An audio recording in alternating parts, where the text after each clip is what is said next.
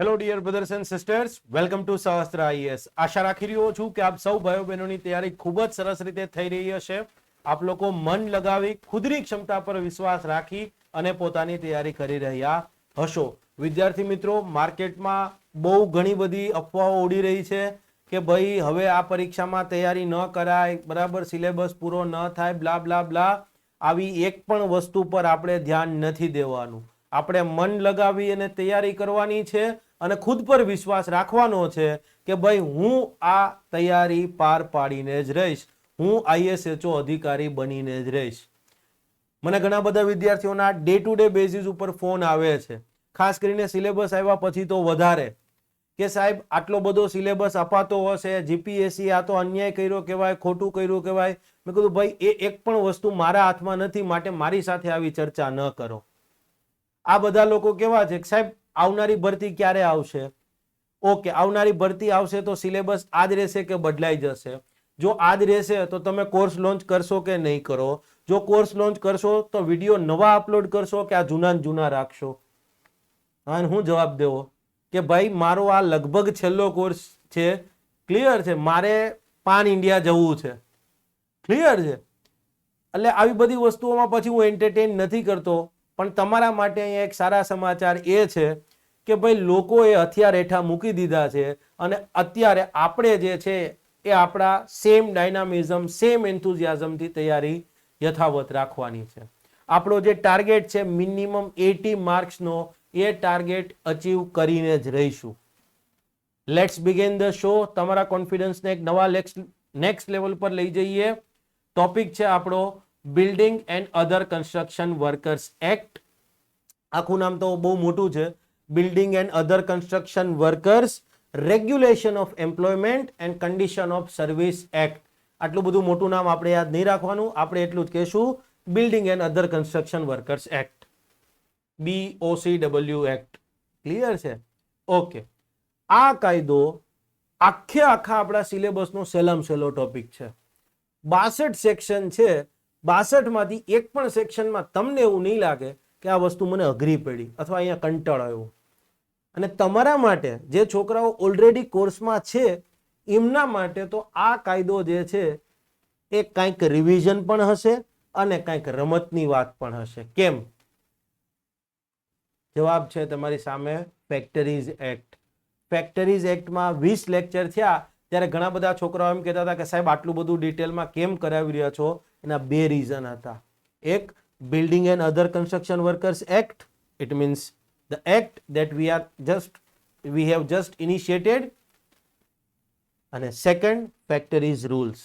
આ બે વસ્તુને લઈ અને હું શ્યોર હતો કે ભાઈ મારે છોકરાઓને આ બે વસ્તુ ઇઝીલી સમજાય રીતે કરવી હશે તો મારે ફેક્ટરીઝ એક્ટ કરાવવો પડશે. ફેક્ટરીઝ એક્ટ અને આના વચ્ચે જોડાણ શું છે એ એકદમ સરળ ભાષામાં સમજીએ ને. ફેક્ટરીઝ એક્ટ શેની વાત કરતો હતો?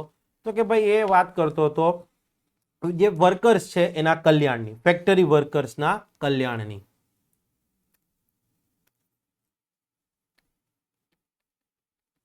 ફેક્ટરી વર્કરો જે હોય એના કલ્યાણની. કે ભાઈ ફેક્ટરી વર્કર્સ ફેક્ટરીમાં કામ કરે ત્યારે એમના આરોગ્યનું ધ્યાન રાખવાનું, એમની સેફટીનું ધ્યાન રાખવાનું. ક્લિયર છે? યસ, એમને કામગીરી કરી રહ્યા હોય તો જીવનું જોખમ ન રહે એ ધ્યાન રાખવાનું. કામની કલાકો એક નક્કી હોવી જોઈએ કે ભાઈ પર ડે આપણે ખબર છે 9 કલાક સ્પ્રેડ ઓવર 10.5 કલાકનો કામ કરી રહ્યા હોય ત્યારે એક ધારું પછી 9 કલાક નહીં કરવાનું, વચમાં બ્રેક આપવાનો. ક્લિયર છે? અઠવાડિયે એક દિવસ રજા આપવાની. અને આના સંદર્ભમાં એમ્પ્લોયર ઉપર કેટલીક જવાબદારી છે? હા છે. ફેક્ટરી એક્ટમાં આવી જોગવાઈઓ હતી. બીજી પણ હતી કે ભાઈ એમને પીવાનું પાણી ઉપલબ્ધ કરાવવાનું, લેટ્રિન, યુરિનલ, વોશિંગ ફેસિલિટીઝ ને આવું બધું તો ખરું જ. હા, સેમ એવી જ કેટલીક, એવી જ એમ કહેવાય ને કે કોપી કહી દેશો તોય કંઈક ખોટું નહીં હોય, અતિશયોક્તિ નથી.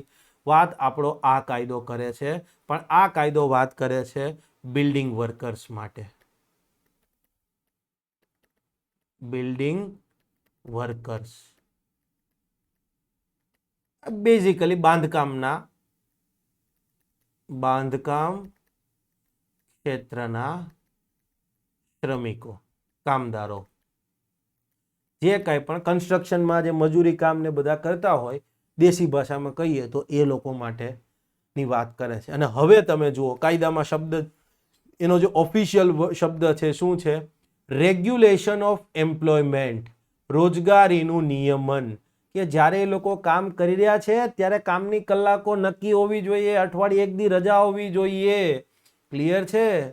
રોજગારીનું નિયમન. સેવાની શરતો, કે ભાઈ કામના સ્થળે એમનું આરોગ્યનું ધ્યાન રાખવામાં આવે. એવું ન થાય કે પછી એમનું આરોગ્ય ખરાબ થઈ જાય. ક્લિયર છે? એમના જીવને જોખમ રહે એવું કામ નહીં કરવાનું. તો કામ હોય તો એમાં સેફટીનું ધ્યાન રાખવાનું. સેવાની શરતો. હવે તમને તમારું 50% ટેન્શન આ કાયદાને લઈને ઉતરી ગયું હશે. ક્લિયર છે? એટલીસ્ટ જે લોકોએ ફેક્ટરી વર્ક પૂરો કરી દીધો છે ભણાવ્યા એમાં, ક્લિયર છે, એ લોકોને ઘણી વખત એ લોકો એવું સમજશે કે સાહેબ આપણે ફેક્ટરી એક ફરીથી રિવિઝન કરી રહ્યા છે કે શું? આવશે અમુક જોગવાઈઓ ડિટ્ટો આવશે, કંઈક અલગ બી હશે, પણ જે અલગ છે ને એ બહુ ઇન્ટરેસ્ટિંગ છે અને બહુ ઇઝી છે. તો ચલો કરીએ, લેટ્સ બિગિન ધ શો. શું છે? Building and other construction workers regulation of employment and condition of service act. હવે થોડીક વાર માટે કાયદાને સાઈડમાં મૂકી દો. કાયદાની જે કંઈ પણ જોગવાઈઓ છે એને સાઈડમાં મૂકો. પહેલાં તો આપણે એ જોઈએ કે આ building and other construction work એટલે શું? બિલ્ડિંગ એટલે કે નિર્માણ, એન્ડ એટલે કે અને, અધર કન્સ્ટ્રક્શન અન્ય બાંધકામ વર્ક પ્રવૃત્તિ. નિર્માણ અને અન્ય બાંધકામ પ્રવૃત્તિ એટલે શું? એમાં કોનો સમાવેશ થાય? કાયદાની જોગવાઈઓ બાજુમાં મૂકી દો અત્યારે થોડીક વાર માટે. તો તમે તમારી આસપાસમાં જે કાંઈ પણ બાંધકામ જુઓ છો એ બધુંય એટલે બધુંય બિલ્ડિંગ એન્ડ અધર કન્સ્ટ્રક્શન વર્કની અંદર કહી શકાય. તમે જે મકાન અથવા ફ્લેટમાં રહ્યો છો એ પણ બિલ્ડિંગ એન્ડ કન્સ્ટ્રક્શન વર્ક કહી શકાય. તમે માનો કે બહાર નીકળી અને કોઈ જગ્યાએ કોમર્શિયલ એસ્ટાબ્લિશમેન્ટ, કોમર્શિયલ બિલ્ડિંગમાં જાઓ છો તો એ પણ building and other construction work કહી શકાય. બહાર જાઓ છો ત્યારે રોડનો ઉપયોગ કરતા હશો. યસ, તો કે રોડ છે, કે લેટ્સ સે ફોર એક્ઝામ્પલ રેલ છે, એરપોર્ટ છે, સી પોર્ટ છે, ઇનલેન્ડ નેવિગેશન છે, આ બધી વસ્તુ છે એ કન્સ્ટ્રક્શનનો ભાગ કહી શકાય. માનો કે તમારા ઘરની અંદર જે વીજળી આવે છે તો એ વીજળીનું જે ઉત્પાદન થતું હોય, પાવર પ્લાન્ટ છે, હાઇડ્રો ઇલેક્ટ્રિક પ્લાન્ટ છે, ન્યુક્લિયર પાવર પ્લાન્ટ લઈ લો, એ પણ કન્સ્ટ્રક્શન વર્ક જ એક પ્રકારનું કહી શકીએ. હા, પછી એનું ટ્રાન્સમિશન વર્ક કરવામાં આવતું હોય, પ્રવાહન જ્યાંથી પાવર પ્લાન્ટમાંથી આપણા ઘર સુધી પહોંચે છે ને, યસ, તો એ પણ એક પ્રકારનું કન્સ્ટ્રક્શન વર્ક જ છે. ક્લિયર છે? માનો કે ઇરિગેશન કેનાલ લઈ લ્યો તમે, એ પણ એક પ્રકારનું કન્સ્ટ્રક્શન વર્ક જ છે. કે ઇવન ફેક્ટરીનું બાંધકામ પણ એક પ્રકારનું બાંધકામ જ થયું ને. ક્લિયર છે? તો building and other construction work એટલે શું? તો કે આપણે આ અત્યારે જોઈ ગયા એ. અને વર્કર્સ એટલે શું? તો કે આવા જે કોઈ પણ બિલ્ડિંગ એન્ડ અધર કન્સ્ટ્રક્શન વર્કમાં કામ કરતા હોય, ક્લિયર છે, એવા વર્કરો. જ સરળ શબ્દમાં સમજૂતી માટે. ક્લિયર છે? આવી કામગીરીમાં, આવી પ્રવૃત્તિમાં કામ કરતા શ્રમિકો એટલે શું કહીશું? Building and other construction workers. Clear થઈ ગયું શોર્ટ ફોર્મની અંદર? યસ. હવે આ કાયદો આગળ જે કાંઈ પણ જોગવાઈ કરે છે એ તો આપણે જોવાના જ છીએ, પણ પહેલાં આપણે એ સમજીશું કે આ કાયદો લઈ આવવામાં કેમ આવ્યો હશે. જો એ સમજી જઈએ તો આગળની બધી વસ્તુ બહુ ઇઝી થઈ જશે. આ કાયદો લાવવામાં કેમ આવ્યો હશે, લોજિક પહેલાં તો એ વિચારવું પડે. હવે તમે તમારી આસપાસમાં જ્યાં કન્સ્ટ્રક્શન થતું હોય એ કન્સ્ટ્રક્શન સાઇટ ઉપર જઈ અને જે તે લેબર હોય એને પૂછજો કે ભાઈ તારો હેલ્થ ઇન્સ્યોરન્સ છે, હેલ્થ વીમો છે, કે તું એ કામ કરી રહ્યો છો અને તને કાંઈ ઈજા થઈ તો એના પૈસા ત્યાંથી તને મળી જાય. અથવા માનો કે તારો જીવન વીમો છે કે ભાઈ તું એ કામ કરી રહ્યો છે, કન્સ્ટ્રક્શન વર્ક તો જોખમી છે ભાઈ, જીવનું જોખમ રહે, શારીરિક ઈજા થવાનું જોખમ રહે, તો તારી પાસે એવો કોઈ જીવન વીમો છે કે તું મરી જાય તારા પરિવારને કંઈ લાભ મળે? પછી પૂછજો તારી કામની કલાકો જે છે એ કાંઈ નક્કી છે, એ કે સાહેબ એમાં શું હોય, કામની કલાકો હોતી હશે, સવારે ઉઠો તે ચાલુ કરવાનું, સૂરજ ઉગે એટલે સાંજે સૂરજ આથમે એટલે પૂરું, દાદા છે ત્યાં સુધી કરવાનું. એ કે પછી એને એમ પૂછજો આજથી 6 મહિના પહેલા ક્યાં કામ કરતો હતો, તો 90% કેસમાં તો એમ કહેશે કે સાહેબ કોઈ બીજું જ સિટીનું નામ લેશે. અમદાવાદમાં તમે પૂછતા હશો તો કહેશે કે ભાઈ સાહેબ હું તો સુરતમાં કામ કરતો હતો, અથવા તો હું તો સાહેબ ઇન્દોરમાં કામ કરતો હતો. ક્લિયર છે? આ બધી વસ્તુઓ તમે જુઓ. ક્લિયર? આવું કેમ જોવા મળે છે? તો જે કન્સ્ટ્રક્શન વર્કર્સ છે, બાંધકામના જે કામદારો છે, શ્રમિકો છે, એ અનઓર્ગેનાઇઝડ લેબરની કેટેગરીમાં આવે છે. કેવા લેબર? અનઓર્ગેનાઇઝડ, અસંગઠિત. તમે સાંભળ્યું હશે સંગઠિત લેબર, અસંગઠિત લેબર. માનો કે ફેક્ટરીઝ એક્ટ હેઠળ ક્લિયર છે જે કોઈ પણ વર્કર્સ આવે છે એ બધાને આપણે સંગઠિત ગણી શકીએ. ક્લિયર છે? અહીંયા તો આવું કંઈ નક્કી જ નથી. ફેક્ટરીની અંદર સમજવા માટે ફેક્ટરી વર્કર્સ હશે તો સામે એનો ઓક્યુપાયર હશે, તો ઓક્યુપાયર તો અહીંયા હશે. પણ તમે જુઓ ફેક્ટરી વર્કર્સ છે તો એની રોજગારી મોર ઓર લેસ કાયમી કહેવામાં આવશે. ક્લિયર છે? કન્સ્ટ્રક્શન વર્કરની રોજગારી જ્યાં સુધી સાઇટ ચાલે છે ત્યાં સુધી, એ સિવાય પછી કઈ સાઇટ પૂરી થાય પછી નક્કી નથી કે એને કયા બિલ્ડર ભેગું રહેવાનું થશે કે પછી શું કરવાનું થશે. ખ્યાલ આવી ગયો?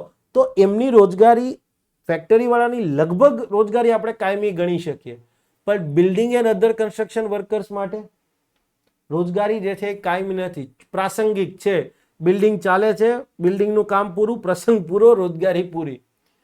એમ્પ્લોયર સાથેનો જે રિલેશનશિપ છે એ કાયમી નથી, ટેમ્પરરી છે. તમે માનો કે રિલાયન્સ છે, ટાટા છે કે સરકારની અંદર કામ કરતા હોય તો તમારી અને સરકારનું રિલેશન મોર ઓર લેસ કાયમી જ કહી શકો તમે, પણ અહીંયા એવું નથી. તો આવી બધી કેટલીક બાબતો તમે જુઓ છો કે ભાઈ કામની કલાકો નિશ્ચિત નથી. ક્લિયર છે? પછી તો કે બાંધકામની સાઇટ ઉપર તમે જઈને બેઝિક ફેસિલિટીઝ જોશો ને તો ન માત્ર બરાબર હશે. પીવાનું પાણી લઈ લો, યુરિનલની ટોયલેટની વ્યવસ્થા લઈ લો, લેટ્રિનની વ્યવસ્થા લઈ લો, વોશિંગની સુવિધાઓ લઈ લો, કાંઈ આવી બેઝિક ફેસિલિટી હોતી નથી. ક્લિયર? સોશિયલ સિક્યોરિટી તો ઝીરો બરાબર. બાંધકામમાં બિલ્ડિંગ કોઈ પણ કન્સ્ટ્રક્શન સાઇટ ઉપર મહિલા કામ કરતી હોય, આજે લગભગ એવું કહેવામાં આવે છે કે એપ્રોક્સિમેટલી 50% મહિલાઓ છે કન્સ્ટ્રક્શન વર્કમાં. હવે મહિલાને મેટર્નિટી બેનિફિટનો, માતૃત્વના લાભનું પૂછશો તો કે એ વરી હું એવી ખબર નહીં હોય. ક્લિયર છે? પછી તો કે લેટ સે ફોર એક્ઝામ્પલ આ જે વર્કર્સ કામ કરી રહ્યા છે કન્સ્ટ્રક્શન સાઇટ ઉપર, તો ધૂળ માટીને બધું ઉડતું હોય તો એમાંથી એનું રક્ષણ કરવા માટેની કંઈ જોગવાઈ છે? આવું તો કંઈ છે જ નહીં. બાળકો માટે ઘોડિયાઘરની એવી કંઈ જોગવાઈ છે? ના, એવું કાંઈ નથી. એના પ્રોવિડન્ટ ફંડ, ઇન્સ્યોરન્સ ને આવું બધું કંઈ હશે જ નહીં, બિચારાને અધરતાલ થશે. તો આ બધી લાક્ષણિકતાઓ આપણને એક વસ્તુ તરફ લઈ જાય છે કે આ જે બિલ્ડિંગ વર્કર્સ છે અથવા કન્સ્ટ્રક્શન વર્કર્સ છે, દે આર હાઈલી વલ્નરેબલ. અતિ વંચિત વર્ગ છે. હાઈલી વલ્નરેબલ એટલે કે જેને નુકસાન થવાની શક્યતા સૌથી વધારે હોય. નુકસાન થવાની શક્યતા વધારે હોય એને કહેવાય વલ્નરેબલ, કે ભાઈ હા ઝડપથી નુકસાન થાય. અને આ બધી વસ્તુ તમે જુઓ. હવે તમે એક વસ્તુ વિચાર કરો કે building and other construction workers છે એના કામમાં આ બધી બાબતો છે. આજે આપણે ખુદ કોઈ જગ્યાએ કામ કરતા હોય અને આપણે આવું હોય તો જીવનું જોખમ હોય, શારીરિક ઈજા ગમે ત્યારે થઈ શકે, કામનું કાંઈ નક્કી નથી, અત્યારે છે 5 મહિના પછી હોય નહીં, રિલેશન આપણું જે એમ્પ્લોયમેન્ટ છે એ કાયમી નથી, કામની કોઈ કલાકો નક્કી ના હોય, તો આપણને ખુદને ગમે ના? ઓબ્વિયસલી. ઓકે, તો હવે એક વસ્તુ તો ક્લિયર થઈ ગઈ. ફેક્ટરીઝની વાત કરો તો ફેક્ટરીઝ વાળા માટે આવી બધી વસ્તુઓ નક્કી થયેલી છે બાય લો, બાય કાયદાથી બધું નક્કી થયું છે કે ભાઈ આવું આવું કરી શકશો, આટલું આટલું નહીં કરી શકો, અને જો છતાંય કરશો તો દંડની જોગવાઈ છે. તો લોજિકલી અહીંયા પણ આવું હોવું જોઈએ ને. અહીંયા પણ કન્સ્ટ્રક્શન વર્કર્સના કલ્યાણ માટે, એમના હિતોના રક્ષણ માટે પણ કંઈક કાયદો હોવો જોઈએ. યસ. અને આજના દિવસે પણ ભારતમાં લગભગ 2 કરોડ આસપાસ કન્સ્ટ્રક્શન વર્કર્સ તો હશે જ.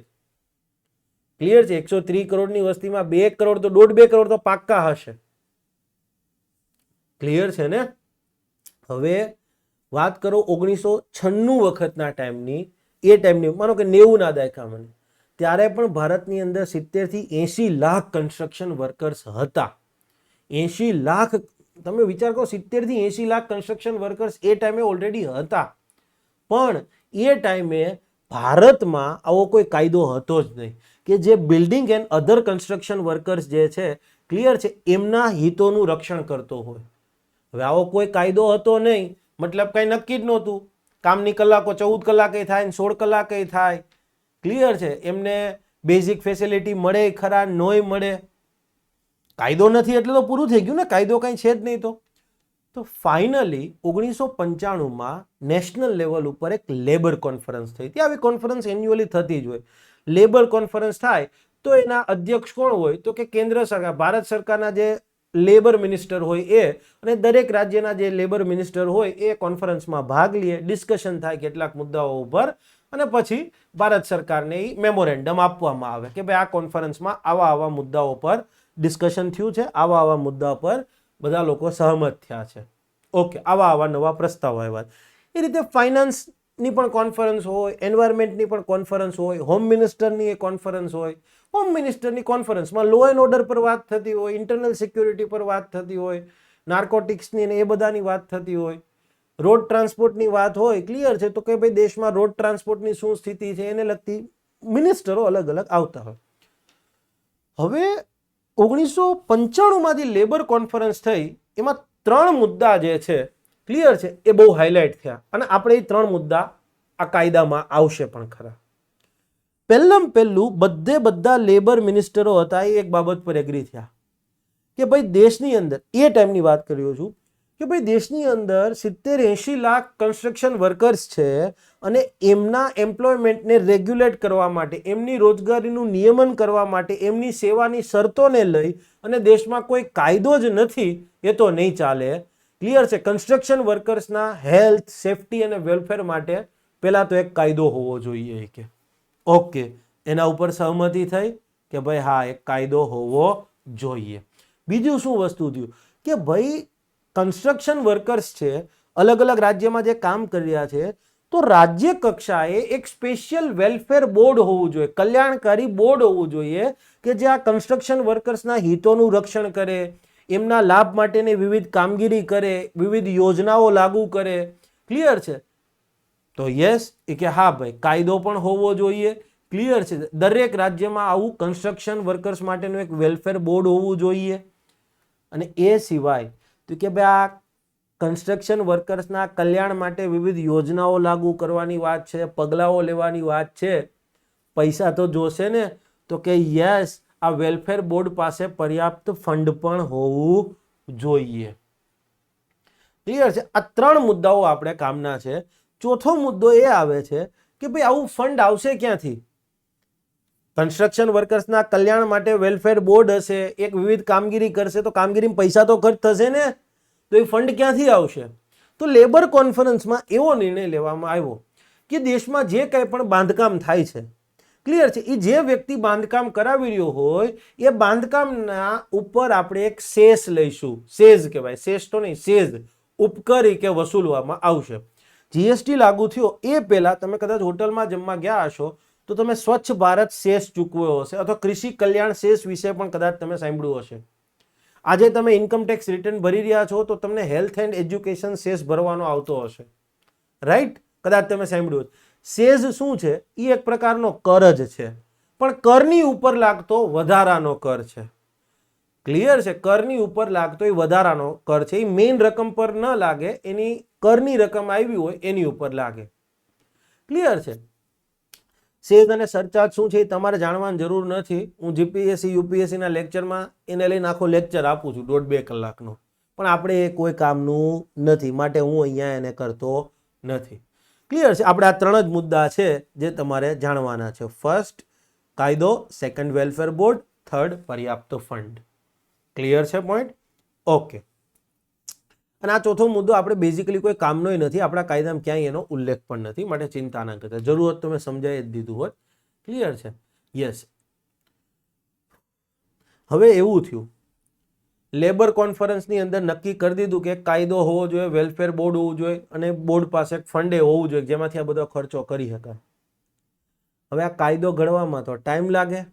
ક્લિયર છે? આખી પ્રોસિજર છે કે સંસદનું સત્ર બોલાવવામાં આવે, કોઈ લોકસભા અથવા રાજ્યસભામાં કેમાંય ખરડો રજૂ કરવામાં આવે, એના ઉપર ડિસ્કશન થાય, પસાર થાય, બીજા ગૃહમાં જાય, બીજું ગૃહ સહમત થાય, તો પછી રાષ્ટ્રપતિ પાસે જાય ને પછી એને, પણ એ બધું ઇઝી નથી.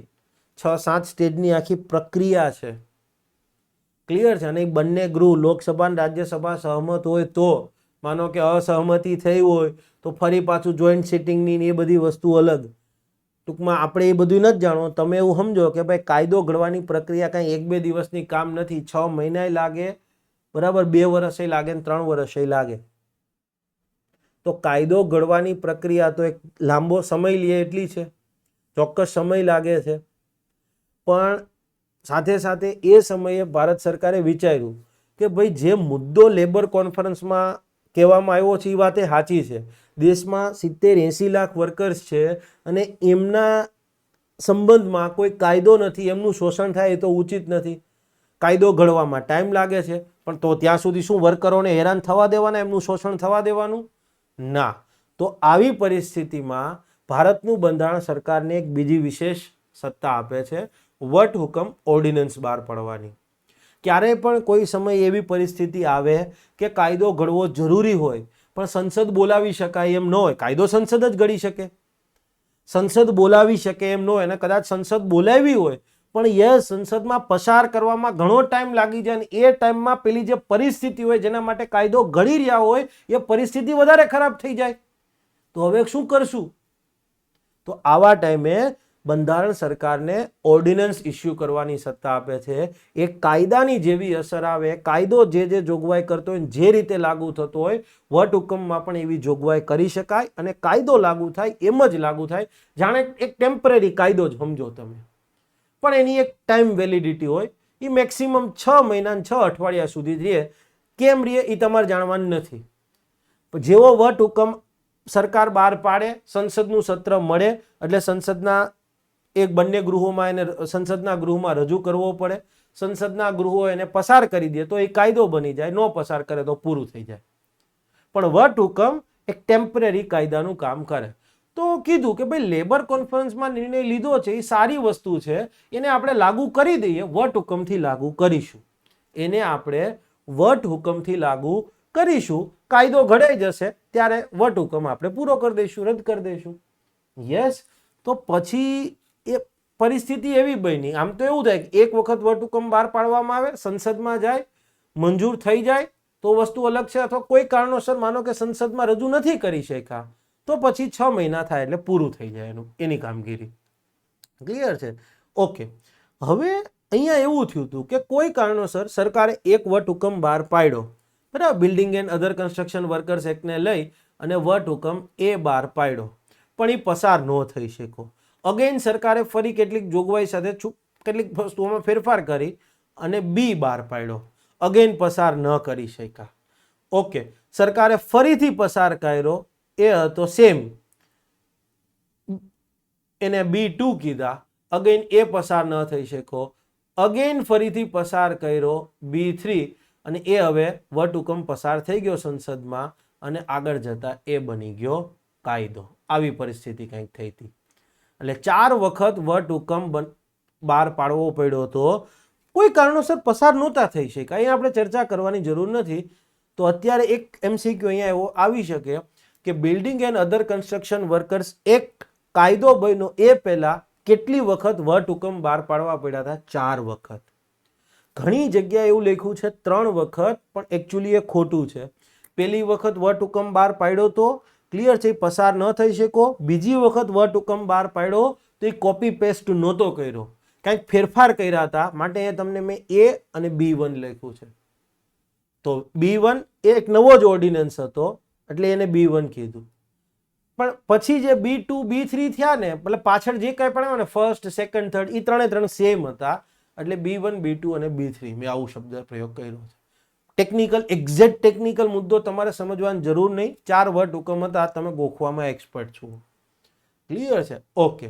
વટહુકમ વિશે તમારે વધારે જાણવાની જરૂર નહીં. વટહુકમને લઈ મેં 4 લેક્ચર લીધા છે મારા પ્રેસિડેન્ટ વાળા લેક્ચરની અંદર, પણ એ UPSC માટે હતો, તમારા માટે કોઈ કામનું નથી. વટહુકમ બન્યો. ફાઇનલી ઓગસ્ટ 1996 ની અંદર ક્લિયર છે આ કાયદો જે છે એને રાષ્ટ્રપતિએ મંજૂરી આપી દીધી અને નોટિફાય કરી દેવામાં આવ્યો હતો. ક્લિયર. તો આ હતો એનો એક નાનકડો એવો ઇતિહાસની વાત. હવે આપણી એક્ઝામમાં વારંવાર સવાલો પૂછાય છે કે ફલાણો કાયદો ક્યારે ગેજેટમાં પ્રકાશિત થયેલો હતો, ફલાણો કાયદો જે છે એને ક્યારથી અમલમાં આવ્યો છે, આવા ક્વેશ્ચનો આવે છે. તો આપણે આ building and other construction workers act જે છે એને રાષ્ટ્રપતિએ ક્યારે મંજૂરી આપી હતી, એને ગેજેટમાં ક્યારે પ્રકાશિત કરવામાં આવ્યો અને એની અમલવારીની તારીખ શું હતી. ત્રણે ત્રણ વસ્તુ ઇમ્પોર્ટન્ટ છે. તો રાષ્ટ્રપતિએ મંજૂરી આપી અને ગેજેટમાં પ્રકાશિત થયાની તારીખ બંને સેમ હતી. જે દિવસે રાષ્ટ્રપતિએ મંજૂરી આપી એ જ દિવસે એને ગેજેટમાં પ્રસિદ્ધ કરી દેવામાં આવ્યો હતો અને એ તારીખ હતી 19 August 1986. 1996 slip of tongue. Clear છે. બીજી એક વસ્તુ ઇન્ટરેસ્ટિંગ છે તમારા માટે, એની અમલવારીની તારીખ જોશો તો 1 માર્ચ છે 1996. 1997 નથી કીધું, 1996 જ છે. તો સાહેબ રાષ્ટ્રપતિએ મંજૂરી 19 ઓગસ્ટના રોજ આપી, ગેજેટમાં પ્રકાશિત 19 ઓગસ્ટના રોજ થયું, તો અમલવારી કેમ પાછળથી કરવામાં આવી? તમે જો 1 માર્ચ છે. તો યાદ રાખજો કાયદા છે ને એ અમલવારીને લઈ બે પ્રકારના હોય, પ્રોસ્પેક્ટિવ અને રેટ્રોસ્પેક્ટિવ.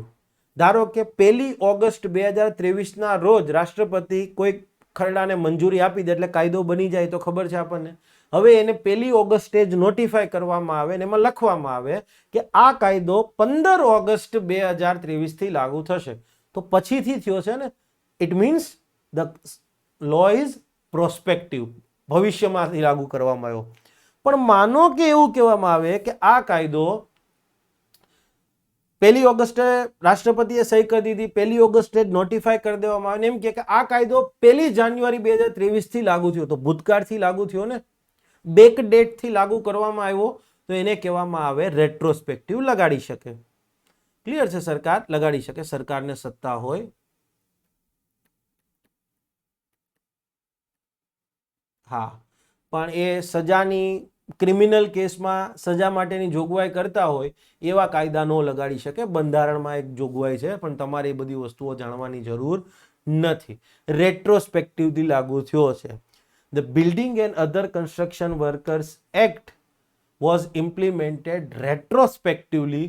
તો એ સ્ટેટમેન્ટ સાચું છે. ક્લિયર છે. ભૂતકાળમાંથી અગાઉની ડેટથી લાગુ કરવામાં આવ્યો હતો. અને મેં કીધું એમ ટોટલ 4 ઓર્ડિનન્સ થયા હતા. B1, B2, B3.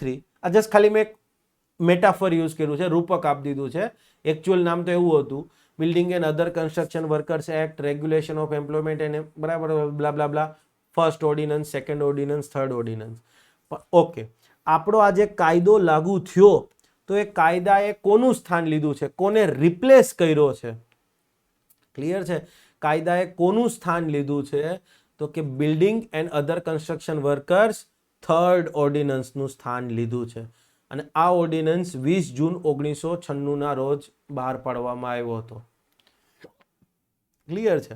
થર્ડ ઓર્ડિનન્સનું સ્થાન લીધું છે. ટોટલ કેટલા વટહુકમ ઓર્ડિનન્સ? 4 વટહુકમ. ક્લિયર છે. સ્થાન કોનું લીધું? થર્ડનું. ક્લિયર છે. B3, B3નું. હવે તમે જુઓ 4 ઓર્ડિનન્સ, B3નું સ્થાન લીધું. હવે સમજાઈ ગયું હશે. ક્લિયર છે. જરૂર નથી ને કે હું તમને ડિટેલમાં પણ આપત, બરાબર છે. અને આટલું તો ઇનફ છે, કોઈ નહીં આપતું હોય આટલી ડિટેલ તો. તો હવે તમને અહીંયા ખ્યાલ આવી ગયો હશે કે આ કાયદો શેના માટે કરવામાં આવ્યો છે? To regulate the employment and condition of service. રોજગારી અને સેવાની શરતોનું નિયમન કરવું. કોની રોજગારી, કોની સેવાની શરતો? Building and other construction workers. નિર્માણ અને અન્ય બાંધકામ પ્રવૃત્તિમાં કામગીરી કરતા જે વર્કર્સ છે એમની રોજગારી અને સેવાની શરતોનું નિયમન કરવું, એમની સેફટી, હેલ્થ અને વેલફેર માટેની જોગવાઈઓ કરવી. Two provide four there safety, health and welfare. Clear છે. ઓકે, લખ્યું છે B it એનેક્ટેડ by the parliament. સંસદ દ્વારા ઘડવામાં આવે છે. In 47th year. 47th year. Clear છે? એક વસ્તુ વિચાર કરો, 1996 આવે છે. ક્લિયર છે? સામે તમે ગણશો, અહીંયા તમને એક વસ્તુ ખ્યાલ આવ્યો? જનરલ નોલેજની વાત કરી રહ્યો છું, કદાચ કાલ સવારે ક્યાંય ફસાઈ ના જાઓ. એવું કહે છે કે 47th યર, ક્લિયર છે, 1947માં આઝાદ થયા, ઇન્ડિપેન્ડન્ટ, અને 1996માં આ કાયદો આપણે લાગુ કર્યો.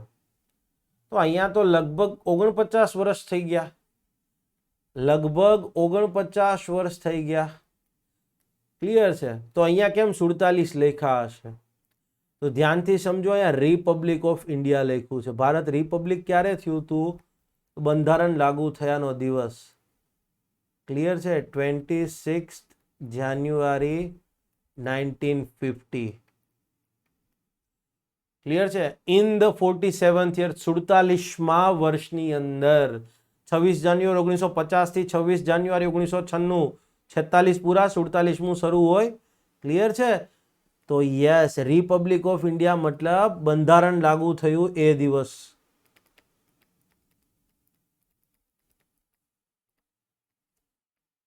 આ જસ્ટ જનરલ નોલેજ માટે છે. ઘણા જીએસ વાળા છોકરાઓને અમારા ખબર નથી હોતી. ક્લિયર છે કે આવું કેમ લખે છે? ક્લિયર છે? આ તો મેં કીધું લાઈક કહી દઈએ, મારા છોકરાઓને ક્યાંય તકલીફ ના પડવી જોઈએ. ઇન્ટરવ્યુમાં કોઈ હળી કરે ને તો મારો છોકરો છે ને પૂરેપૂરા એમ, બરાબર છે, યસ, ઇંજમા મુલકની જેમ જ બેટિંગ કરવા જોઈએ. વાત થઈ ગઈ પૂરી. Okay,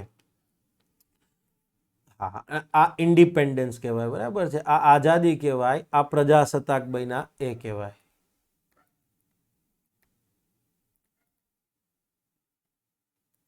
okay, yes. સ્પેલિંગ ન ખબર પડવા માંડે ને એટલે પછી આમ કર્સ્યુ રાઇટિંગ કરી દેવાનું એટલે સમજી જાય. હા, ઘણા લોકો તો કર્સ્યુ રાઇટિંગ એટલે જ કરતા હોય, હું કર્સ્યુમાં લખું છું, પણ કર્સ્યુમાં નહીં, તારા સ્પેલિંગની ભૂલ છે એટલે તું કર્સ્યુમાં લખવું પડે છે, તારી મજબૂરી છે. ઓકે, સેક્શન 1 શું વાત કરે છે? સેક્શન 1 બેઝિક વાત કરે છે કે કાયદાનું સત્તાવાર નામ શું છે? તો કે building and other construction workers regulation of employment and condition of service act 1996. પણ આપણે શું કહીશું? Building and other construction worker act જ કહીશું. ઓકે, કાયદો આખા ભારતમાં લાગુ થાય છે, જમ્મુ કાશ્મીર સહિત. મેં તમને કીધું હતું કે ઘણા ખરા કાયદાઓ છે એ જમ્મુ કાશ્મીરમાં પાછળથી લાગુ કરવામાં આવતા, રાષ્ટ્રપતિ ઓર્ડર કરે ત્યારે. પણ એ બધું તમારે કામનું નથી. જીએસને લગતું હોય તો સમજી શકીએ ને. હવે તો 370 હટી ગયું છે એટલે કાંઈ પેલું છે નહીં. તો આખો આ કાયદો છે એ આખા ભારતમાં લાગુ થશે. ક્યારથી લાગુ થયો છે? બેક ડેટથી લાગુ થયો છે. 1 માર્ચ 1996થી લાગુ થયો છે. મોસ્ટ ઇમ્પોર્ટન્ટ આ વસ્તુ. ક્લિયર છે? ભૂલતા નહીં. બેકડેટથી લાગુ થયો છે, રેટ્રોસ્પેક્ટિવલી લાગુ થયો છે. રેટ્રો, તમે ગીત, જૂના ગીત હશે ને યુટ્યુબમાં સર્ચ કરશો ને, રેટ્રો સોંગ અથવા રેટ્રો લવ મ્યુઝિક વોટેવર જે કહેતા હો, તો જૂનવાણી ગીતો આવશે. ચાહા હે તુજકો ચાહુંગા, બસ એ ટૂંકમાં. હા, ઓકે. હવે આ કાયદો ક્યાં ક્યાં લાગુ પડશે? ક્લિયર છે? આ કાયદો ક્યાં ક્યાં લાગુ પડશે? બેઝિકલી કયા એસ્ટાબ્લિશમેન્ટને, કયા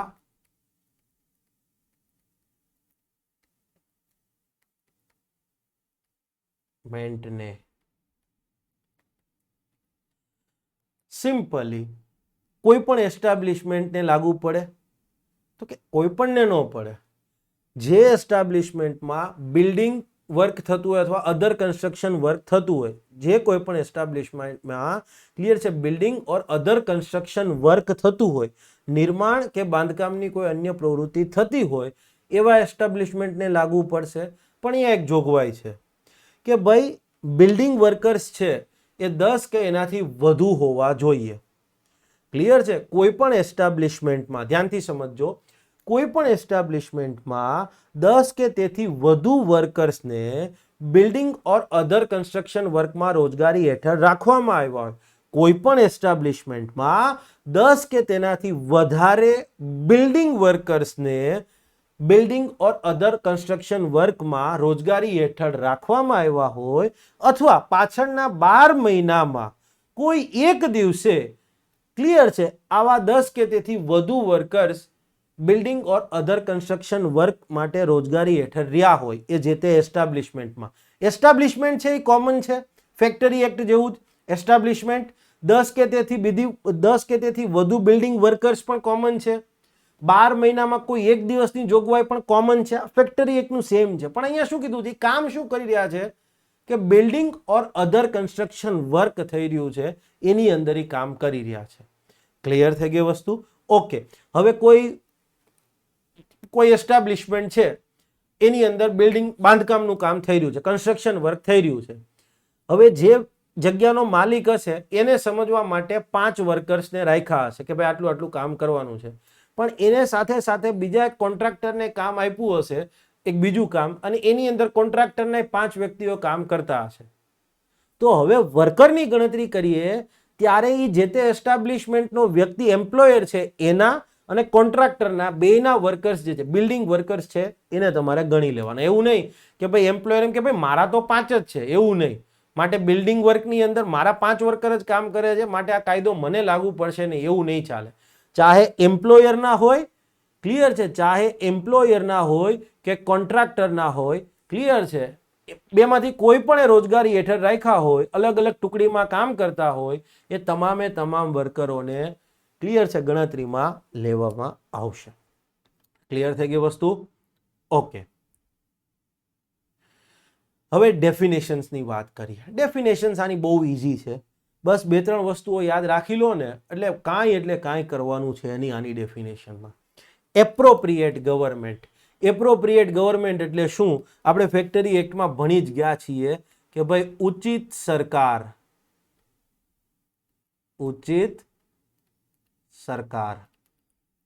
પ્રશ્ન એ ઉદ્ભવે કે આ ઉચિત સરકાર એટલે શું? ખબર જ છે તમને, કાં તો કેન્દ્ર સરકાર થાય કાં તો રાજ્ય સરકાર થાય. આપણે ઘણા ખરા એક્ટમાં જોઈ ચૂક્યા છીએ. મેટર્નિટી બેનિફિટ એક્ટ હોય, વેજ કોડની વાત કરતા હોય, ક્લિયર છે, તો આપણે એમાં પ્રોપર જોઈ ગયા છીએ, એને ડેફિનેશન બેઝિક એક્ઝામ્પલ સાથે જોઈ ગયા છીએ. ઓકે. તો એપ્રોપ્રિએટ ગવર્મેન્ટ એટલે કે ભાઈ કાં તો કેન્દ્ર સરકાર કાં તો રાજ્ય સરકાર. પણ પ્રશ્ન એ થાય કે ક્યારે કેન્દ્ર સરકાર ગણવી અને ક્યારે રાજ્ય સરકાર ગણવી. તો 2 કિસ્સામાં કેન્દ્ર સરકાર, એના સિવાયના કોઈ પણ કિસ્સામાં ક્લિયર છે રાજ્ય સરકાર આવશે. તો કયા 2 કિસ્સામાં કેન્દ્ર સરકાર આવશે? 2 કીવર્ડ છે, એક ઇન્ડસ્ટ્રીયલ ડિસ્પ્યુટ એક્ટ અને બીજો કીવર્ડ છે સેન્ટ્રલ PSUs. ક્લિયર છે? ઓકે. ઇન્ડસ્ટ્રીયલ ડિસ્પ્યુટ એક્ટ 1947 લાગુ થતું હોય એવું કોઈ પણ એસ્ટાબ્લિશમેન્ટ, ક્લિયર છે, ઇન્ડસ્ટ્રીયલ ડિસ્પ્યુટ એક્ટ જેના પર લાગુ થતો હોય એવા કોઈ પણ એસ્ટાબ્લિશમેન્ટમાં, ક્લિયર છે, ડાયરેક્ટલી અથવા કોન્ટ્રાક્ટર મારફતે બિલ્ડિંગ વર્કરને રોજગારી હેઠળ રાખવામાં આવતા હોય તો યસ, આવા એસ્ટાબ્લિશમેન્ટ માટે ઉચિત સરકાર એટલે કેન્દ્ર સરકાર ગણવાનું. મતલબ આવું કોઈ એસ્ટાબ્લિશમેન્ટ છે, ક્લિયર છે, એના માટે બિલ્ડિંગ એન્ડ અધર કન્સ્ટ્રક્શન વર્કરને લઈને કોઈ પણ કામગીરી કરવાની થશે, ઇન્સ્પેક્શન કરવાનું થાય, પેનલ્ટી લગાડવાની થાય, તો એ બધી કામગીરી કેન્દ્ર સરકાર કરી શકે. માનો કે કોઈ સેન્ટ્રલ PSU છે. સેન્ટ્રલ PSU એટલે શું? ક્લિયર છે કે ભાઈ કેન્દ્ર સરકારના કંટ્રોલ નિયંત્રણમાં હોય અથવા કેન્દ્ર સરકાર વહીવટ કરતી હોય એવા PSU. તો કે કેન્દ્રીય જે જાહેર સાહસો છે, સેન્ટ્રલ PSU છે, એની અંદર બિલ્ડિંગ વર્કર્સને સીધા જ કાં તો પછી કોન્ટ્રાક્ટર મારફતે રોજગારી હેઠળ રાખવામાં આવ્યા હોય તો હવે આવા PSUs માટે ક્લિયર છે ઉચિત સરકાર એટલે આ કાયદાને લઈને ઉચિત સરકાર એટલે કેન્દ્ર સરકાર થશે. આ 2 જે વાત કરી ઇન્ડસ્ટ્રીયલ ડિસ્પ્યુટ એક્ટ વાળી અને સેન્ટ્રલ PSUs વાળી, એ સિવાયનું કોઈ જે થર્ડ એસ્ટાબ્લિશમેન્ટ હોય છે, ક્લિયર છે, એના માટે ક્લિયર છે એપ્રોપ્રિએટ ગવર્મેન્ટ એટલે રાજ્ય સરકાર ગણાશે. ક્લિયર છે? ઓકે. સમજાવું છું હજી પ્રેક્ટિકલ ઉદાહરણ આપીને.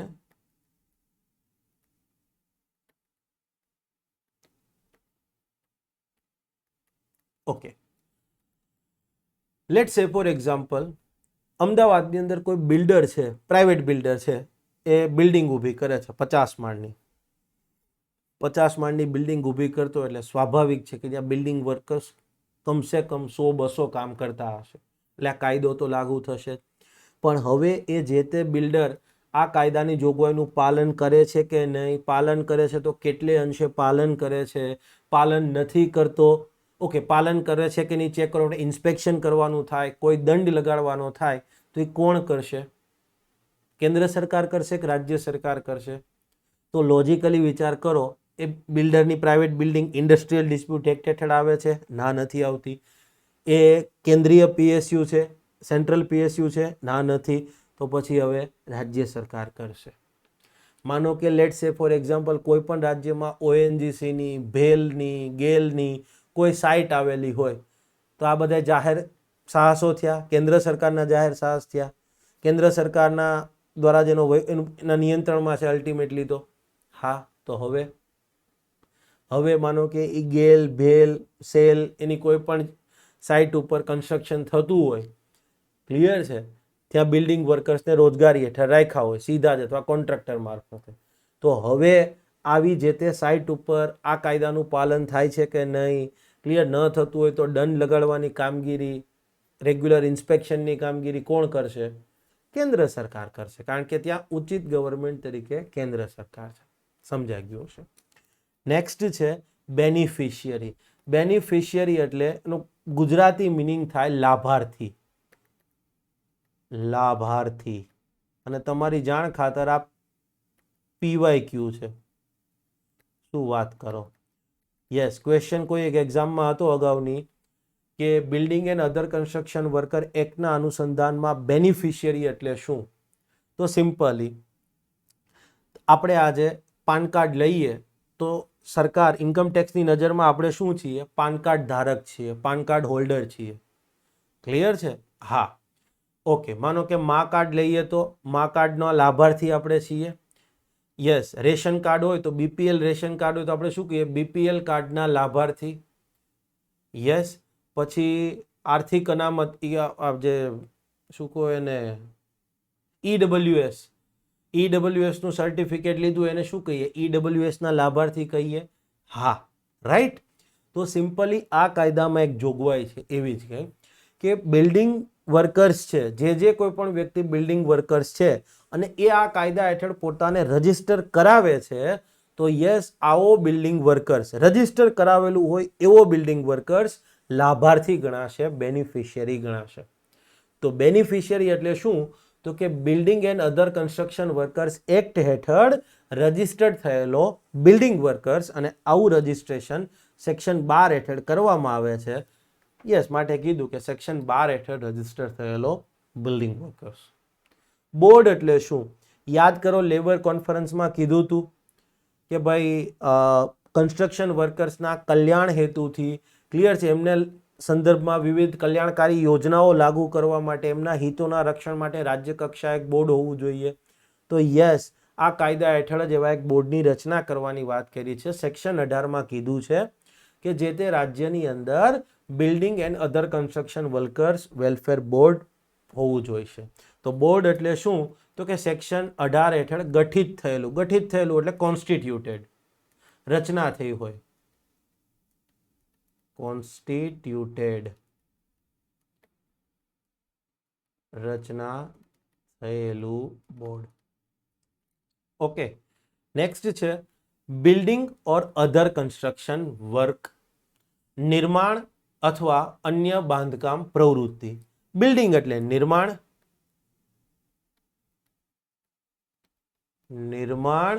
કે અન્ય બાંધકામ પ્રવૃત્તિ. ક્લિયર થઈ ગઈ વસ્તુ? ઓકે, હવે એક વસ્તુ વિચાર કરો, તમે તમારું ઘર હોય, મોટું ઘર બનાવો છો 5-10 કરોડનું, તો કન્સ્ટ્રક્શન કરો તો એ સ્વાભાવિક છે કે નિર્માણ અથવા બાંધકામની પ્રવૃત્તિ કરી શકાય. પણ માનો કે તમે આગળ જતા એનું રિનોવેશન કરો છો. રિનોવેશન કરીએ એટલે શું કરીએ? રિપેરિંગનું કામકાજ કરાવીએ અથવા તો કાંઈ ફેરફાર કરાવીએ, અલ્ટરેશન કરાવીએ. તો યસ, આવું એમ કહેવાય ને કે રિનોવેશનની કામગીરી, રિનોવેશન આપણે શબ્દ બોલીએ છીએ, ટેકનિકલી એના માટે ઓલ્ટરેશન અથવા રિપેરનો શબ્દ છે. યસ, માનો કે મેન્ટેનન્સની કોઈ કામગીરી કરીએ કે પછી 25-30 વર્ષ પછી આપણે એને ડિમોલિશ કરી દઈએ કે ભાઈ હવે આ નથી ગમતું, કાંઈક નવું ઘર બનાવીએ કાં તો અહીંયા કોમર્શિયલ કોમ્પ્લેક્સ ઊભું કરી દઈએ કે ક્લિયર છે. તો આપણા ઘરના સંદર્ભમાં આપણે કીધું એમ CARMD construction, alteration, repair, maintenance and demolition. CARMD. તો આપણા નોર્મલી જે બિલ્ડિંગની વાત કરીએ છીએ ને, ઘર બિલ્ડિંગ મતલબ રેસિડેન્શિયલ ઓર કોમર્શિયલ બંને આવી ગયા અહીંયા. ક્લિયર છે? ઓકે. તો કોઈ પણ બિલ્ડિંગના સંદર્ભમાં construction work, alteration work, repair work, maintenance work કે ડિમોલેશન પાંચમાંથી કોઈ પણ થતું હોય તો એને building or other construction work કહી શકાય. કોઈ પણ શેરી, સ્ટ્રીટ, રોડ, રેલવે, ટ્રામવે કે એરફિલ્ડને લઈ એનું કન્સ્ટ્રક્શન, અલ્ટરેશન, રિપેર, મેન્ટેનન્સ, ડિમોલિશન થતું હોય તો પણ એને બિલ્ડિંગ ઓર અધર કન્સ્ટ્રક્શન વર્કની કેટેગરીમાં ગણવામાં આવે છે. માનો કે કોઈ irrigation, drainage work, flood control work, એમ્બેકમેન્ટનું કામગીરી, એમ્બેકમેન્ટ એટલે નદીઓના જે પાળા કરતા હોય, કાંઠા કરતા હોય ને પ્રોપર, એને કહેવાય એમ્બેકમેન્ટ. નેવિગેશન વર્ક છે તો એનું CARMD કોઈ પણ થતું હોય, ક્લિયર છે, એને building or other construction work કહેવાય. માનો કે પાવર છે તો પાવરનું જનરેશન થતું હોય, ટ્રાન્સમિશન થતું હોય, ડિસ્ટ્રીબ્યુશન થતું હોય તો પાવરના જનરેશન, ટ્રાન્સમિશન અને ડિસ્ટ્રીબ્યુશનને લઈ અને કોઈ પણ કન્સ્ટ્રક્શન, ઓલ્ટરેશન, રિપેર, મેન્ટેનન્સ કે ડિમોલિશન વર્ક થતું હોય, ક્લિયર છે, તો એ છે building or other construction work. તો એ જ રીતે આ બધા જેટલા આપ્યા છે, માનો કે વોટર વર્ક્સની વાત કરી, ઓઇલ એન્ડ ગેસ ઇન્સ્ટોલેશનની વાત કરી, electric lines, wireless, radio, television, telegram, telephone, overseas communication, dam, canal, reservoir, water course, tunnel, bridge, viaduct, aqueduct, pipeline, clear છે. આ બધાનું CARMD, આ બધાને લઈ અને CARMD મતલબ કન્સ્ટ્રક્શન, ઓલ્ટરેશન, રિપેર, મેન્ટેનન્સ કે ડિમોલિશનની કામગીરી થાય. ક્લિયર છે? Tower, cooling tower, transmission tower, clear છે, કે પછી સરકાર દ્વારા સ્પેસિફાઈડ કરવામાં આવે એવું અન્ય વર્ક, આ બધાને લઈ અને જે કામગીરી થાય આ પાંચ પૈકીની, આ જે કોઈ પણ કીધા છે બિલ્ડિંગથી લઈ અને અહીંયા સુધીના, એમાં CARMDની કોઈ પણ કામગીરી થાય તો એને building or other construction work કહેવામાં આવે છે. આનો એક એપ્લાઇડ સવાલ પૂછાઈ શકે અને થોડો અઘરો સવાલ બની શકે. 2 MCQ આવી શકે. પહેલું, નીચેના પૈકીની કઈ પ્રવૃત્તિ building and other construction workers act 1996 અન્વયે building or other construction work ગણાય છે અથવા ગણાતી નથી? જે સવાલ પૂછવો હોય એમને. હવે તમને બધાને મગજમાં એમ થતું હશે કે સાહેબ આટલું બધું તો ચોથી યાદ રહીએ, એક તો ઓલરેડી GPSC સિલેબસમાં અમને હેરાન કર્યા છે અને તમે એમ કહો છો કે આટલું બધું યાદ રાખવાનું, તો CARMD તો યાદ રાખી દેશો, RMD તો યાદ રહી જશે, બસ હવે કયું ગણાતું નથી ને એ યાદ રાખી લેશો ને એટલે બાકીનું કાંઈ યાદ રાખવાની જરૂર નહીં પડે. એક છે ફેક્ટરીઝ અને બીજું છે માઇન્સ, ખાણ. ક્લિયર છે? આગળ જ જોગવાઈ કરેલી છે, જે કોઈ પણ building or other construction વર્કને factories act લાગુ પડતો હોય કે પછી માઇન્સ એક્ટ લાગુ પડતો હોય, factories act of 1948 and mines act of 1952, 1952નો માઇન્સ અધિનિયમ અને 1948નો ફેક્ટરી અધિનિયમ લાગુ પડતો હોય, ક્લિયર છે, એવું કન્સ્ટ્રક્શન વર્ક, એવું બિલ્ડિંગ વર્ક જે છે, યસ, એને આ કાયદા હેઠળ building or other construction work ગણવામાં આવશે નહીં. અને પરીક્ષાની વાત કરીએ તો ફેક્ટરી અથવા ખાંડને, ક્લિયર છે, આ કાયદાની જોગવાઈઓ લાગુ થશે નહીં. કેમ? ઓકે. અને હવે તમને ખ્યાલ આવી ગયો હશે. આગળ લગભગ બીજી ત્રીજી સ્લાઇડમાં જુઓ, મેં તમને અહીંયા કીધું હતું કે બિલ્ડિંગ એન્ડ અધર કન્સ્ટ્રક્શન વર્કમાં કોનો સમાવેશ થાય. તો અહીંયા લખ્યું છે ફેક્ટરીનું બાંધકામ પણ બાંધકામ જ કહેવાય. તો તમને એમ થાય સાહેબ તમે તો ઉદાહરણ ખોટું આપ્યું, થોડા સમય માટે આ કાયદાની જોગવાઈઓને બાજુ પર રાખીએ અને પહેલા તો એ સમજીએ. કાયદાની જોગવાઈઓ મેં ઓલરેડી બાજુ પર રાખવાનું કીધું હતું, માટે લખ્યું હતું ફેક્ટરીનું બાંધકામ પણ બાંધકામ જ કહેવાય. ખ્યાલ આવી ગયો? તો ફેક્ટરીનું બાંધકામ જે છે એ આ કાયદા હેઠળ બિલ્ડિંગ ઓર અધર કન્સ્ટ્રક્શન વર્કની કેટેગરીમાં આવશે નહીં. ક્લિયર છે? ઓકે. તો હવે આ ક્વેશ્ચન તમારો ક્યારેય ખોટો પડશે નહીં. ડન છે? ઓકે. હવે વાત કરીશું બિલ્ડિંગ વર્કર્સ એટલે શું. બિલ્ડિંગ વર્કરમાં કોને કોને ગણવો? બિલ્ડરની કોઈ કન્સ્ટ્રક્શન સાઇટ ચાલતી હોય, ત્યાં કોને કોને બિલ્ડિંગ વર્કર ગણવા? સ્વાભાવિક છે, બિલ્ડરને તો નહીં જ ગણાય. બિલ્ડરનો દીકરો, બિલ્ડરનો ભાઈ, આવા લોકોને તો નહીં ગણાય. કેમ? કારણ કે આ લોકો તો ઓલરેડી મેનેજમેન્ટમાં હશે. અથવા માનો કે બિલ્ડરે આખી મોટી સાઇટ હોય તો કોઈ પ્રોજેક્ટ મેનેજરને રાખ્યો હોય, જે બધું સંભાળતો હોય, એન્જિનિયરોને બધાને વહીવટ કરતો હોય, એવો વ્યક્તિ આખા પ્રોજેક્ટનો મેનેજર છે, એને તો ગણી નહીં શકાય. લોજિક છે. તો કોને ગણીશું? ક્લિયર છે? તો સિમ્પલી બિલ્ડિંગ કે પછી અધર કન્સ્ટ્રક્શન વર્કની જે કામગીરી છે એમાં કોઈ પણ વ્યક્તિ વેતન ઉપર skilled, unskilled, semi skilled, technical, clerical, supervision, manual એટલે હાથે જે કંઈ પણ કામ કરવાનું થતું હોય એ, આવું કોઈ પણ કામ કરતો હોય, ક્લિયર છે, એને કહીશું આપણે બિલ્ડિંગ વર્કર. બિલ્ડિંગ કે પછી અધર કન્સ્ટ્રક્શન વર્ક સંબંધિત કામગીરીમાં કેવું? તો કે વેતન ઉપર skilled, semi skilled, unskilled, manual, supervisory, technical, clerical કામગીરી કરતો હોય વેતન ઉપર, એને કહીશું, ક્લિયર છે, બિલ્ડિંગ વર્કર્સ. હવે વેતન પર શબ્દ મેં ખાલી સરળતા માટે લીધો છે. એના માટે એક્ઝેક્ટ શબ્દ લખ્યો છે કાયદાની અંદર, હાયર ઓર રિવોર્ડ. હવે હાયર એટલે શું? હાયર એટલે સિમ્પલી પગાર ઉપર રાખ્યો હોય કે ભાઈ હા મહિને આટલા. રિવોર્ડ એટલે શું? કામ કરો, કામ પૂરું થાય, કામ તમારા પૈસા લ્યો અને ઘર ભેગા. ક્લિયર છે? તમે તમારા રસ્તે, અમે અમારા રસ્તે. રિવોર્ડ એટલે એક પ્રકારનું એવું કામ પર પૈસા. કામ થઈ ગયું, તમે અમારા કાયમી ગ્રાહક નથી, કાયમી કર્મચારી નથી. ક્લિયર છે? જસ્ટ સિમ્પલ એવી વાત. ઓકે. તો મેં કીધું એમ કે અમુકને બિલ્ડિંગ વર્કર્સ નહીં ગણી શકો. કોને નહીં ગણાય? તો કે જે કોઈ પણ વ્યક્તિ આવી બિલ્ડિંગ કે પછી અધર કન્સ્ટ્રક્શન વર્ક જેને કહીએ છીએ, કન્સ્ટ્રક્શન વર્કની અંદર મેનેજમેન્ટ કે પછી એડમિનિસ્ટ્રેટિવ, વ્યવસ્થાપકીય કે વહીવટી કામગીરી કરતો હોય. ક્લિયર છે? યસ, મેનેજમેન્ટ કે પછી એડમિનિસ્ટ્રેટિવ કામગીરીમાં રોજગારી હેઠળ હોય એવો વ્યક્તિ બિલ્ડિંગ વર્કર્સ નહીં ગણાય. એ સિવાય કોને નહીં ગણાય? ખાસ યાદ રાખજો, કોઈ વ્યક્તિ છે કે જે પર મંથ 1600 રૂપિયાથી વધુ વેતન મેળવે છે. કોઈ વ્યક્તિ છે કે જે પર મંથ 1600 રૂપિયાથી વધુનું વેતન મેળવે છે અને એ સુપરવિઝનની કામગીરીમાં રોજગારી હેઠળ છે, તો એને પણ આપણે, ક્લિયર છે, બિલ્ડિંગ વર્કર્સની કેટેગરીમાં ગણીશું નહીં આ કાયદા હેઠળ. ક્લિયર છે? એ સિવાય કોઈ વ્યક્તિ છે, ક્લિયર છે, કે જેને ઓફિશિયલ ડ્યુટીના ભાગરૂપે, સત્તાવાર ફરજોના ભાગરૂપે વહીવટી કામગીરી કરવાનું કહેવામાં આવતું કીધું હોય. કોઈ વ્યક્તિ છે કન્સ્ટ્રક્શન સાઇટ ઉપર કે જેની ફરજોના ભાગરૂપે એને વહીવટી કામગીરી કરવાની થાય છે, અથવા તો એને સત્તા આપવામાં આવી છે કે ભાઈ તમારે વહીવટી કામગીરી કરવાની, તો એ પણ બિલ્ડિંગ વર્કરની કેટેગરીમાં આવશે નહીં આ કાયદા હેઠળ. ઓકે. Chief inspector.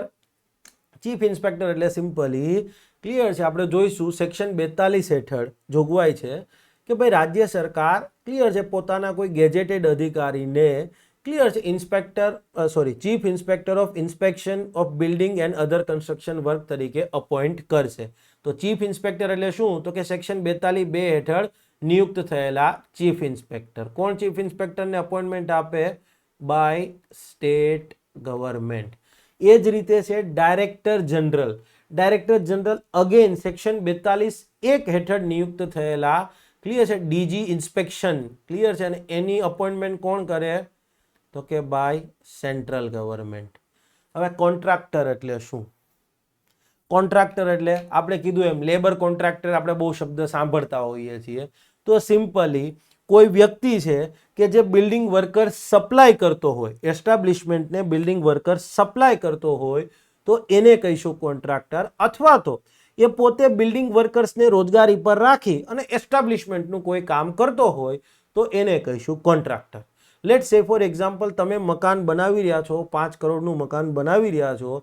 હવે તમે માનો કે કોઈ કોન્ટ્રાક્ટરને કીધું કે ભાઈ અમારે 10 લેબર જોઈએ છે, તો એને તમને કોઈ જે વ્યક્તિએ તમને બિલ્ડિંગ વર્કર સપ્લાય કર્યા તો એ કોન્ટ્રાક્ટર. હવે તમે કીધું કે ભાઈ તું જ આ બધું કામ કરી દે, તો અગેન તમારા માટે તમે એસ્ટાબ્લિશમેન્ટ થઈ ગયા. હવે તમારા માટે બિલ્ડિંગ ઊભી કરી રહ્યો છે અથવા તમારું મકાન બનાવી રહ્યો છે, તો અગેન એ કોન્ટ્રાક્ટર. ક્લિયર છે? એમ્પ્લોયર. એમ્પ્લોયર એટલે શું? તો કે ભાઈ કામ આપનાર. એમ્પ્લોયર એટલે શું? દેશી ભાષામાં કહીએ તો રોજગારી આપનાર. બરાબર છે? હા.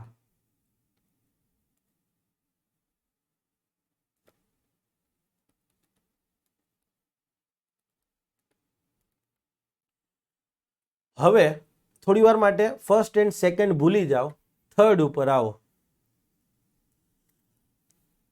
સિમ્પલ એક વસ્તુ વિચારો કે કોન્ટ્રાક્ટર છે એની પાસે 50 લેબર છે. ક્લિયર છે? હવે 50 માંથી 10 લેબર છગનભાઈને આપતો હોય, 10 લેબર મગનભાઈની સાઇટ ઉપર મૂકતો હોય, 10 લેબર રાજુભાઈની સાઇટ ઉપર મૂકતો હોય, 10 લેબર જે છે એ કોઈ બીજા ત્રીજા ભાઈની સાઇટ ઉપર મૂકતો હોય. ક્લિયર છે? 50 લેબર છે એ 10 લેબર અલગ અલગ સાઇટ ઉપર મૂકે છે. તમે એક વસ્તુ વિચાર કરો કે એ લેબરનું પેમેન્ટ જે છે એ જે તે વ્યક્તિ કોને આપશે? એ ડાયરેક્ટ લેબરને આપશે, કોન્ટ્રાક્ટરને આપશે? ઓબ્વિયસલી કોન્ટ્રાક્ટરને આપશે. ક્લિયર છે? કારણ કે કોન્ટ્રાક્ટર જે તે વ્યક્તિએ ડીલ છગનભાઈ, મગનભાઈ, રાજુભાઈ એને ડીલ કોની હારે કરી છે? જે તે કોન્ટ્રાક્ટર હારે કરી છે. ક્લિયર છે? તો એ જે તે લેબરર છે, બિલ્ડિંગ વર્કર્સ આપણા કેસની અંદર. ક્લિયર છે? એના માટે એમ્પ્લોયર કોણ કહેવાશે? એને તો એ અલ્ટિમેટલી તો બિલ્ડિંગ કોન્ટ્રાક્ટરના માણસો છે ને, એને પગાર કોન્ટ્રાક્ટર જ આપવાનો છે. ક્લિયર છે? તો સિમ્પલી એવું છે કે કોઈ પણ કન્સ્ટ્રક્શન વર્ક, કોઈ પણ બાંધકામની કામગીરી કોન્ટ્રાક્ટર દ્વારા થતી હોય કે પછી કોન્ટ્રાક્ટર મારફતે થતી હોય કે કોન્ટ્રાક્ટરે સપ્લાય કરેલા બિલ્ડિંગ વર્કર્સને રોજગારી પર રાખીને થતી હોય, કોઈ પણ બાંધકામ કે કન્સ્ટ્રક્શનની કામગીરી કોન્ટ્રાક્ટર દ્વારા થતી હોય, કોન્ટ્રાક્ટર મારફતે થતી હોય અથવા તો કોન્ટ્રાક્ટરે સપ્લાય કરેલા લેબરને રોજગારી પર રાખીને થતી હોય, તો આવા કિસ્સામાં એમ્પ્લોયર કોણ ગણાશે? કોન્ટ્રાક્ટર ગણાશે ને. આપણે કીધું એમ કે જે તે સાઇટ ઉપર ગયા છે તો સાઇટને અને લેબરને કોઈ લેવા દેવું નથી, તો જે તે કોન્ટ્રાક્ટરને જ કહેશે. ક્લિયર થઈ ગઈ વસ્તુ? ઓકે. હવે સરકારનો કોઈ વિભાગ છે કે કોઈ ઓથોરિટી છે, એના દ્વારા ક્લિયર છે કોન્ટ્રાક્ટર વચ્ચે નથી. સરકારનો કોઈ વિભાગ કે ઓથોરિટી છે એ કોન્ટ્રાક્ટરને વચ્ચે નથી રાખતી. વિધાઉટ કોન્ટ્રાક્ટર ક્લિયર છે કોઈ પણ બાંધકામની કામગીરી કરી રહી છે. ક્લિયર છે? વિધાઉટ કોન્ટ્રાક્ટર કોઈ પણ બાંધકામની કામગીરી કરી રહી છે, તો સ્વાભાવિક છે એને કે બાંધકામના જે બિલ્ડિંગ વર્કર્સ હશે એને રોજગારી પર રાખ્યા હશે. તો હવે આવા બિલ્ડિંગ વર્કર્સને રોજગારી પર રાખ્યા છે તો એમ્પ્લોયર કોણ ગણાશે? તો કે જે તે વિભાગમાં નિર્ધારિત કરેલ ઓથોરિટી કે અધિકારી હશે એ. અને જો માનો કે ઓથોરિટી નિર્ધારિત ન કરી હોય તો એ જે તે વિભાગના હેડ છે. ક્લિયર છે? એ ગણાશે. લેટ સે ફોર એક્ઝામ્પલ આપણે ઉદાહરણ લઈએ NHAI, national highway authority of India. માનો કે એ કોઈ રોડ બનાવે છે. ક્લિયર છે? કે રોડનું કોઈ મેન્ટેનન્સ કામ કરે છે. યસ, કન્સ્ટ્રક્શન ઓર મેન્ટેનન્સ, CARMD કોઈ પણ થાય ને, રિપેરિંગનું કામ હોય તો ચાલે. આ રોડ છે એને લઈ CARMD કોઈ પણ કામ થતું હશે, કહેવાશે તો building or other construction work જ. યસ, થોડું રિવિઝન પણ આમ જોડે જોડે કરતું રહેવાનું એટલે ભૂલાય નહીં. હા. હવે તમે એક વસ્તુ વિચાર કરો કે આવું કામ કરી રહ્યા છે, કોઈ કોન્ટ્રાક્ટર નથી, ડાયરેક્ટલી એમને લેબર રાખ્યા. ક્લિયર છે? ડાયરેક્ટલી બિલ્ડિંગ વર્કર્સને એમને રોજગારી ઉપર રાખ્યા. ક્લિયર છે? તો હવે એમના માટે એમ્પ્લોયર કોણ ગણાશે? બિલ્ડિંગ વર્કર્સ માટે ઓબ્વિયસલી NHAI તો સરકારી બોડી છે, બરાબર છે, ઓથોરિટી છે. ક્લિયર? માનો કે NHAI ની જગ્યાએ RNB વિભાગ પણ હોઈ શકે. યાર એવું તો કશું છે નહીં. RNB વિભાગ પણ હોઈ શકે રાજ્ય સરકારનો, એ પણ રોડ બનાવતા હોય. હા. તો હવે એ જે તે ઓથોરિટી અથવા વિભાગનો જે હેડ છે એ જે તે વિભાગમાં જે ઓથોરિટી હોય એ ઓથોરિટી એમ્પ્લોયર ગણાય. મતલબ એને આ કાયદાની બધી જોગવાઈનું પાલન કરવાનું આ બિલ્ડિંગ વર્કર્સને લઈને. માનો કે કોઈ ઓથોરિટી નિર્ધારિત નથી થયેલી તો એ વિભાગનો હેડ એમ્પ્લોયર ગણાશે. એ જ રીતે માનો કે કોઈ લોકલ ઓથોરિટી છે, સ્થાનિક સત્તામંડળ. લોકલ ઓથોરિટી એટલે શું? મેં તમને સમજાવ્યું હતું કે પંચાયતથી લઈ જિલ્લા પંચાયત, ગ્રામ પંચાયતથી લઈને જિલ્લા પંચાયત, નગરપાલિકાથી લઈ મ્યુનિસિપલ કોર્પોરેશન. ક્લિયર છે? આ બધું લોકલ ઓથોરિટીઝની અંદર આવે. તો સિમ્પલી કોઈ લોકલ ઓથોરિટી કે અન્ય કોઈ પણ એસ્ટાબ્લિશમેન્ટ, ક્લિયર છે, કે વિધાઉટ કોન્ટ્રાક્ટર કોઈ પણ બાંધકામ કે નિર્માણનું કામગીરી કરી રહ્યા હોય અને એમાં હવે જો એ બિલ્ડિંગ વર્કર્સને રાખ્યા હશે તો હવે એમ્પ્લોયર કોણ ગણાશે? તો કે સ્થાનિક સત્તા મંડળના ચીફ એક્ઝિક્યુટિવ ઓફિસર એમ્પ્લોયર ગણાશે. ગ્રામ પંચાયત હોય તો ગ્રામ પંચાયતના ચીફ એક્ઝિક્યુટિવ કોણ કહેવાય? તલાટી કહેવાય. તાલુકા પંચાયતના ચીફ એક્ઝિક્યુટિવ ઓફિસર કોણ કહેવાય? ટીડીઓ કહેવાય. ક્લિયર છે? જિલ્લા પંચાયતના ચીફ એક્ઝિક્યુટિવ ઓફિસર ડીડીઓ કહેવાય. નગરપાલિકાના ચીફ એક્ઝિક્યુટિવ ઓફિસર, ક્લિયર છે, ચીફ ઓફિસર ઓફ નગરપાલિકા કહેવાય. બરાબર છે? યસ, ખ્યાલ હશે જ તમને. મ્યુનિસિપલ કોર્પોરેશનના chief executive officer municipal commissioner કહેવાય. ક્લિયર છે? માનો કે let say for example Bhavnagar municipal corporation, BMC, Bombay municipal corporation બી કહી શકો, પણ ભાવનગર આપણું ફેવરિટ છે એટલે ભાવનગર રાખવાનું. ક્લિયર છે? ભાવનગર મ્યુનિસિપલ કોર્પોરેશન કોન્ટ્રાક્ટર વિના, ક્લિયર છે, કોઈ પણ લેટ સે ફોર એક્ઝામ્પલ CARMDનું કામ કરાવતી હોય, ક્લિયર છે, ધારો કે રોડનું જ કામ કરાવે છે અથવા ઇરિગેશન પાણીનું વોટેવર કામ કરાવે છે, વિધાઉટ કોન્ટ્રાક્ટર કામ કરે છે, તો જે બિલ્ડિંગ વર્કર્સ એને ત્યાં કામ કરી રહ્યા છે એમના માટે એમ્પ્લોયર તો કે ભાવનગર મ્યુનિસિપલ કોર્પોરેશનના મ્યુનિસિપલ કમિશનર છે એ કહેવામાં આવશે. હોપફુલી આટલી વસ્તુ તમને ખ્યાલ આવી ગયો હશે. ક્લિયર છે? ઓકે. એસ્ટાબ્લિશમેન્ટ થોડી ધ્યાનથી સમજો, આ વ્યાખ્યા સમજવા જેવી છે. ક્લિયર છે? અધરવાઇઝ કન્ફ્યુઝન થશે. એસ્ટાબ્લિશમેન્ટ તરીકે કોઈ સ્થળે હોઈ શકે અથવા કોઈ વ્યક્તિ પણ હોઈ શકે. યસ, ક્લિયર છે? લેટ સે ફોર એક્ઝામ્પલ ઉદાહરણ તરીકે સમજીએ. સહસ્ત્ર IAS નું દિલ્હીની અંદર એક બિલ્ડિંગ બને છે કે જ્યાં એકારે 2000 વિદ્યાર્થીઓ ભણી શકે અલગ અલગ ક્લાસની અંદર. આવું બિલ્ડિંગ બની રહ્યું છે અને ત્યાં સ્વાભાવિક છે બિલ્ડિંગ બની રહ્યું એટલે બિલ્ડિંગ વર્કર્સને રોજગાર ઉપર રાખવામાં આવ્યા હોય અને આખું બિલ્ડિંગ બનાવવામાં આવતું હોય. હા, તો આ બિલ્ડિંગ જ્યાં બની રહ્યું છે, મેં કીધું એમ સહસ્ત્ર IAS નું, તો યસ, એ સ્થળ જે છે એ પણ એસ્ટાબ્લિશમેન્ટ કહેવાશે. અથવા તો માનો કે એ બિલ્ડિંગ જે કોઈ પણ વ્યક્તિ બનાવી રહ્યા છે, જે વ્યક્તિ એ બિલ્ડિંગ બનાવી રહ્યા છે એને પણ એસ્ટાબ્લિશમેન્ટ ગણી શકાય. બિલ્ડિંગ વર્કર્સને રોજગારી પર રાખી અને કોઈ પણ નિર્માણ કે કન્સ્ટ્રક્શન વર્ક થતું હોય એવું સ્થળ અથવા તો આવું કન્સ્ટ્રક્શન કે નિર્માણ કરાવનાર વ્યક્તિ છે એ એસ્ટાબ્લિશમેન્ટ કહેવાય. વ્યક્તિ પણ કહેવાય અને સ્થળ પણ કહેવાય. લેટ સે ફોર એક્ઝામ્પલ તમે ઘર બનાવી રહ્યા છો, 5 કરોડનો આખો બંગલો બનાવી રહ્યા છો તમે પોતે. ક્લિયર છે? તો હવે તમે, યસ, બાંધકામ થઈ રહ્યું છે, બિલ્ડિંગ વર્કર્સને તમે રોજગારી ઉપર રાખ્યા છે, ડાયરેક્ટલી તમે જ રાખ્યા છે, કોન્ટ્રાક્ટરે નથી રાખ્યા, વચ્ચે કોન્ટ્રાક્ટર નથી, તો હવે તમે એસ્ટાબ્લિશમેન્ટ કહેવાશો. ખ્યાલ આવી ગયો? ક્લિયર છે? તો હવે એસ્ટાબ્લિશમેન્ટમાં કોનો સમાવેશ થાય? તો સરકારનું કોઈ એસ્ટાબ્લિશમેન્ટ હોય, સરકારના નિયંત્રણ હેઠળનું કોઈ એસ્ટાબ્લિશમેન્ટ હોય, કોઈ કોર્પોરેટ બોડી અથવા પેઢી પણ હોઈ શકે, રિલાયન્સ, ટાટા, બિરલા, અડાણી.